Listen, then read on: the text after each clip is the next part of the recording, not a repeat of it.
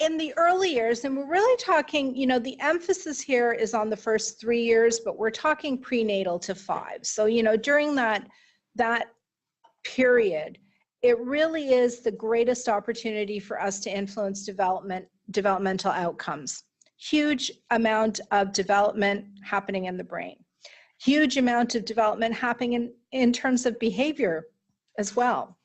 So infancy is a period of profound development in the brain, unmatched by any other period, with over 1 million synaptic connections being made every second. And that is not matched at any other period of our life, right? And some of us are in here and we're losing connections over the course of a day.